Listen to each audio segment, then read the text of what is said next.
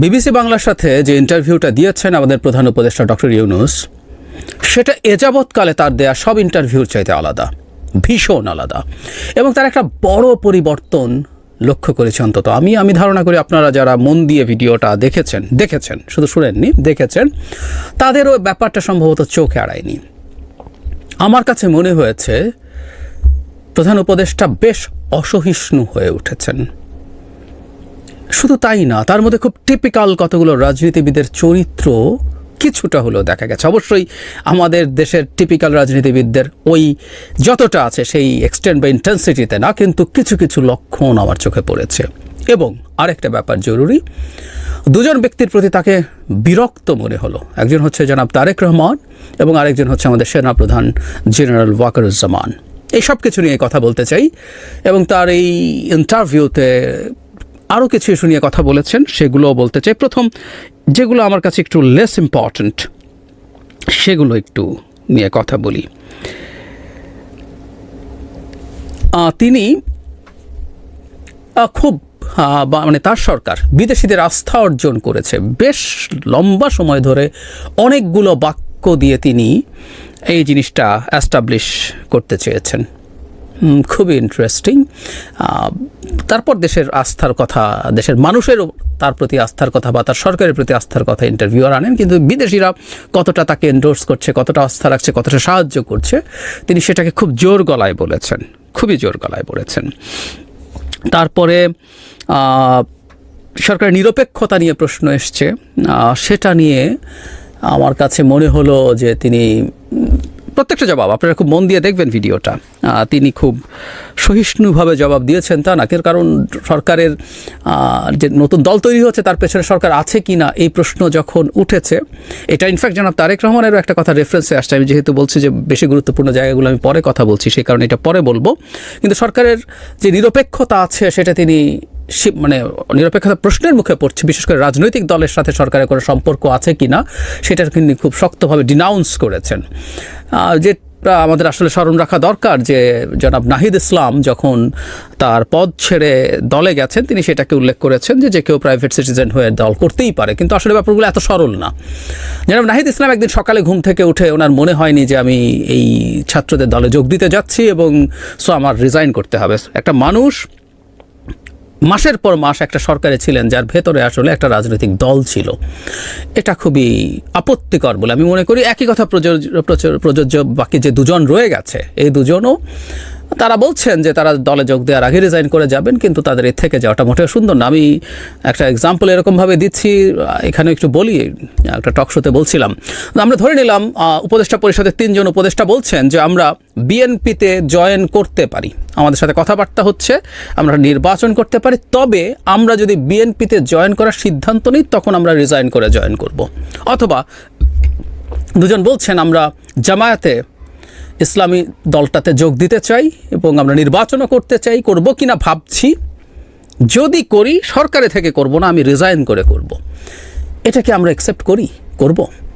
কোনোভাবেই করব না। যদি সেটা না করে থাকি তাহলে ছাত্ররা দলে যাবে এটা মাথায় রেখে বসে থাকবে কেন? এতে সরকারের নিরপেক্ষতা প্রশ্নের মুখে পড়ে না? নট অনলি দ্যাট, ফিনান্সিয়াল টাইমসকে যে ইন্টারভিউ প্রধান উপদেষ্টা দিয়েছিলেন সেখানে আসলে তাদের প্রতি বায়াস প্রকাশিত হয়েছে, তাদের প্রতি শুভকামনা না, তাদের প্রতি আমাদের সবার শুভকামনা আছে, কিন্তু সরকার প্রধান হিসাবে তাদের প্রতি তিনি বায়াসড, এটা মনে হয়েছে। এবার আসি আসলে মূল জায়গাগুলোতে। যেটা বলছিলাম যে এক ধরনের টিপিক্যাল রাজনীতিবিদের মতো আচরণ তার মধ্যে দেখছি। তাকে যখন মব বিভিন্ন জায়গায় বিভিন্ন কিছু করছে, তারপরে 32 নম্বর ভাঙার পর আর দীর্ঘ সময় ধরে ভাঙচুর চলেছে, গণপিটুনি, এসব জায়গায় তিনি ডজ করছেন। বিশেষ করে ভাঙচুরের ব্যাপারে কোনো স্পেসিফিক জবাব তিনি দেননি। পুলিশের ইনঅ্যাকশনের কথা বলেছেন, আর মানুষ মামলা করতে পারে টারে এসব বলছেন। এগুলো কিন্তু আসলে এক ধরনের মানে পাশ কাটিয়ে যাওয়া, যে জবাবটা তার দেওয়া দরকার ছিল। কিন্তু যে জায়গাটা নিয়ে সবচেয়ে বেশি আলোচনা হচ্ছে সেটা হলো অপরাধ নিয়ে। আমরা দেখলাম প্রথম যখন দেশে বিভিন্ন ক্ষেত্রে আইনশৃঙ্খলা রক্ষার পরিস্থিতি খারাপ হচ্ছে, তখন যখন বলা হয় উনি মানে প্রধান উপদেষ্টা বেশ অসহিষ্ণু হয়ে ওঠেন, বিরক্ত হয়ে ওঠেন, তার বডি ল্যাঙ্গুয়েজ, তার ফেশিয়াল এক্সপ্রেশনস, তার ভয়েসের ইনফ্লেকশন সব কিছু মিলে তিনি যখন অপরাধের পরিস্থিতির অবনতি হয়েছে যখন বলা হয়, তখন তিনি বলেন কোন রেফারেন্স পয়েন্ট থেকে এটা হয়েছে এটা আপনাকে বলতে হবে। তো তিনি স্পষ্টভাবে বলছেন, আমি তো হিসাব নিচ্ছি, কোনো অপরাধের পরিমাণ মোটেই বাড়েনি।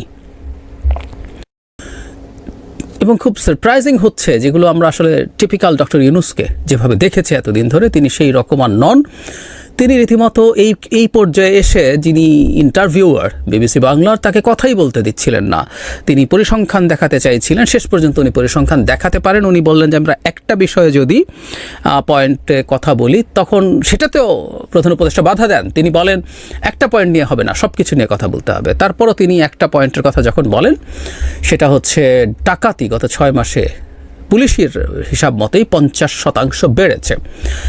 এই পরিসংখ্যানের পর প্রধান উপদেষ্টা কিছুটা দমেন, এবং দমে গিয়ে যেটা হয় টিপিক্যালি, এটা হতেই পারতো, আমাদের পুলিশ আসলে যথেষ্ট এফেক্টিভ হয়নি এবং পরিস্থিতি খারাপের দিকে যাচ্ছে। পুলিশ তো দিনে দিনে আরও তার পরিস্থিতি বা গ্রিপ, আইন শৃঙ্খলার পরিস্থিতির উপরে গ্রিপটা রিগেইন করার কথা, সেটা না হয়ে বরং আরও খারাপের দিকে যাচ্ছে।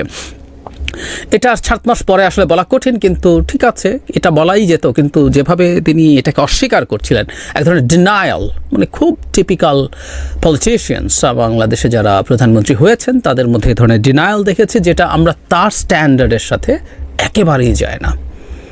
আমরা এতদিন পর্যন্ত দেখেছি যে কোনো সমস্যা তিনি স্বীকার করছেন, অ্যাকসেপ্ট করছেন, নিজের ব্যর্থতা নিজেও যথেষ্ট পেরে উঠছেন না, এই ধরনের কথা বলেছেন।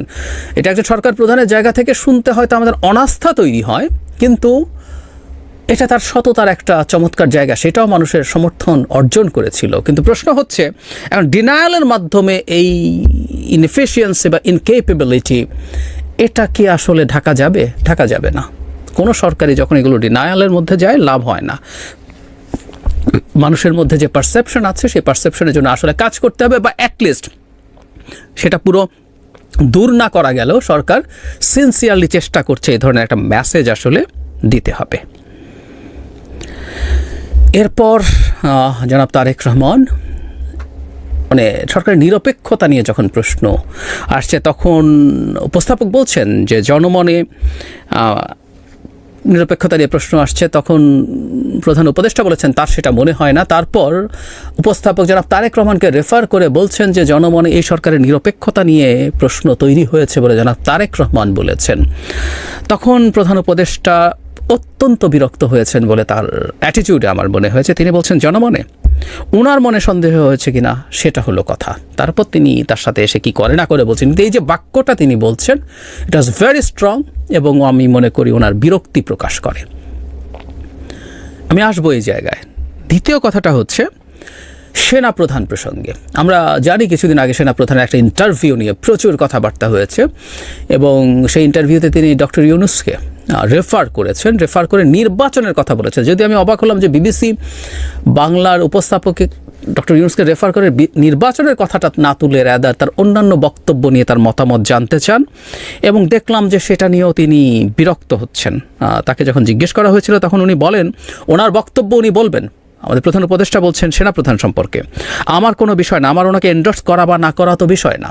তারপরেও তিনি যখন এই সার্বভৌমত্বের কথা চালিয়ে যান, যে এটা হুমকির মুখে পড়বে কিনা, মজার ব্যাপার প্রধান উপদেষ্টা সেটা অ্যাগ্রি করে তিনি বলেন হ্যাঁ, এটা সবসময় হতে পারে। বিশেষ করে আওয়ামী লীগের প্রসঙ্গে তিনি আসলেন যে আওয়ামী লীগের মতো একটা দল সরকারকে আনস্টেবল করার চেষ্টা করে যাচ্ছে, তারা বহু কিছু। তখন তিনি উদাহরণ দিয়ে বলছেন, তারা বিভিন্ন কথা বলছে, শেখ হাসিনাকে ইন্ডিকেট করে হত্যার লাগছে, মানুষকে মাঠে নামতে বলছে, এগুলো করে ডিস্টেবিলাইজ করার চেষ্টা করছে, এবং সার্বভৌমত্বের প্রতি চাপ তৈরি হতে পারে। তার মানে প্রধান উপদেষ্টা সেনাপ্রধানের এই বক্তব্যটাকেও আসলে সমর্থন করেন, কিন্তু তিনি এই ব্যাপারটা এড়িয়ে যেতে চেয়েছেন এবং বিরক্তি প্রকাশ করেছেন আমি মনে করি। তার মানে সেনাপ্রধান যে বক্তব্য দিয়েছেন সেটা প্রধান উপদেষ্টা সম্ভবত ভালোভাবে দেখেননি, কারণ তার এই বক্তব্যটা নিয়ে, সেনাপ্রধানের বক্তব্য নিয়ে নানান মানুষ নানানভাবে নিয়েছে।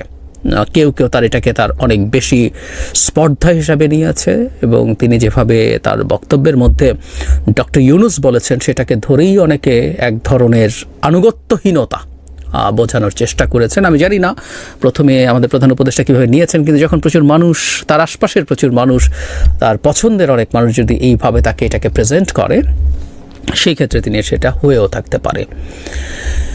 একটা কথা আমাদের একটু মনে রাখা দরকার, আমরা মানে ওই চেয়ারটায় যিনি বসছেন তিনি খুবই টলারেন্ট আচরণ করবেন এবং গণতান্ত্রিকভাবে ভোটে নির্বাচিত না হলেও অসাধারণ গণতান্ত্রিক মানসিকতার পরিচয় দিচ্ছিলেন আমাদের প্রধান উপদেষ্টা। তার মধ্যে চমৎকার সহনশীলতা ছিল এবং সহনশীলতাটা থাকতে হয়। কিন্তু প্রশ্ন হচ্ছে হঠাৎ করে কেন তিনি এমন আচরণ করছেন? আমার কাছে প্রথম কারণ যেটা মনে হয় সেটা হচ্ছে সরকারের হানিমুন শেষ হয়ে আসলে সরকার এখন যথেষ্ট সমালোচনার মুখে পড়ছে। মানে সমালোচনার মুখে পড়লেও এই সরকারটা আসলে আমাদেরই সরকার। আমরা যারা সমালোচনাও করছি কিছু কিছু করে, একটা সময় অনেক কম করেছি, কেউ কেউ তো সরকারের 7 দিন যেতে দেয়নি, সরকারকে ক্রমাগত সপ্তাহ পর সপ্তাহ মাসের পর মাস সমালোচনা করেছেন, করে আবার সরকারকে সমর্থন করছেন, এরকমও আছে। আমরা রাদার সরকারের সমালোচনা শুরুর দিকে করতে চাইনি, কারণ একটা সরকার যে অগোছালো অবস্থা, যে ধ্বংসস্তূপের মধ্যে তৈরি হয়েছে, তাকে সুযোগ দিতে চেয়েছি এবং আস্তে আস্তে আমি মনে করি সরকারকেও সব কিছু ফেস করতে হবে, কারণ এই সরকারের ব্যর্থতা আমাদের জীবনের জন্য, আমাদের এই জাতির জন্য বিরাট ক্ষতি তৈরি করবে এবং করছে। সো সমালোচনার পরিমাণ বাড়ছে আস্তে আস্তে, এটা খুব স্বাভাবিক। যে সরকারের বয়স 7 মাস তাকে আর হানিমুনে থাকা সরকার বলা যাবে না, এবং যে সরকার যতই বলুক না কেন যে ধ্বংসস্তূপ, তার মধ্যে আসলে কতটা সুস্থ বা সব ঠিক হয়ে গেছে সেটা না, কতটুকু উন্নতি হয়েছে মানুষ সেটা দেখতে চাইবে। আইনশৃঙ্খলা পরিস্থিতি যদি পুলিশ একেবারে ভেঙে পড়া অবস্থা চাইতে 7 মাস পর বেশি খারাপ হয়, সেটার সাথে তুলনা করে মানুষ খুব স্বাভাবিকভাবেই প্রশ্ন করবে। সো আমি মনে করি যে সমালোচনা আস্তে আস্তে সরকারকে চাপে ফেলছে এবং এই চাপে পড়ারই এক ধরনের বহিঃপ্রকাশ এখানে হয়েছে। অ্যাট দ্য সেম টাইম আমি মনে করি, যেটা আমি জানি না, সরকারের মধ্যে একটা অংশ আমি ধারণা করি নির্বাচনটাকে, যে জায়গায় নির্বাচনটা দেখা যাচ্ছে, এটা প্রধান উপদেষ্টার বক্তব্য থেকেই, এমনকি সেনাপ্রধানও সেই জায়গাটাকে এন্ডোর্স করেন by this year, December this year. এটা নিয়ে অসন্তোষ যদি থেকে থাকে, কেউ কেউ যাবতীয় সব কর্মকাণ্ডকে, নির্বাচন চাওয়ার কর্মকাণ্ডকে, সরকারের নিরপেক্ষতা নিয়ে যে আলোচনা আছে সেই সবগুলোকে তার কাছে মিসইন্টারপ্রেট করা হয়েছে, বা তিনি মানে এটা কেউ বলবেনই যে তিনি অত্যন্ত জ্ঞানী, বিচক্ষণ, বুদ্ধিমান মানুষ, তিনি মিসইন্টারপ্রিটেশন যদি কেউ তার সামনে করেও তিনি সেটা গ্রহণ করবেন কেন? তার মানে তার মধ্যে এই ধরনের একটা পরিস্থিতি তৈরি হয়ে থাকতে পারে। এটাও খুবই অ্যালার্মিং আমি মনে করি। তার চাইতে জরুরি কথা, একটা গণতান্ত্রিক ব্যবস্থায় নানান মানুষ নানানভাবে কথা বলবে, এবং সবচেয়ে ভালো হয় যেটা উনি এতদিন দেখিয়েছেন, তিনি চমৎকার টলারেন্ট আচরণ করেছেন, তিনি সেটা যদি ধরে রাখতে পারেন, সেটা তার ধরে রাখা উচিতই হবে। একটা রাজনৈতিক দলের প্রধান, আমি তাত্ত্বিকভাবে বলছি, আমি জনাব তারেক রহমান যে নিরপেক্ষতা প্রশ্নবিদ্ধ হয়েছে বলছেন, আমি এটা খুব স্ট্রংলি এন্ডোর্স করি। সরকার আসলেই তার নিজের নিরপেক্ষতাকে প্রশ্নবিদ্ধ করছে তার খুব ভুল এবং বোকা স্টেপের কারণে, অথবা I don't know তার কোনো ভেস্টেড ইন্টারেস্ট আছে কিনা সেটার কারণে, কিন্তু এটা প্রশ্নবিদ্ধ হয়েছে বলে আমি মনে করি, আমার কাছেও তাই। কিন্তু এটা যদি ভুলও হয়ে থাকে, সেটাকে এইভাবে রেসপন্ড না করা, এই টোনে রেসপন্ড না করা সবচেয়ে ভালো। একটা গণতান্ত্রিক ব্যবস্থায় প্রত্যেকটা দল তার নানান রকম ইন্টারেস্ট থাকে, সে কীভাবে নির্বাচনটাকে দেখতে চায়, কখন নির্বাচন দেখতে চায়, কোন নির্বাচনটা আগে চায়, কোনটা পরে চায়, তার ইন্টারেস্ট আছে। নানানজন নানানভাবে সেটা বলবে, সেটা সরকারের সাথে চিন্তাগত ডিফারেন্স তৈরি হতেই পারে।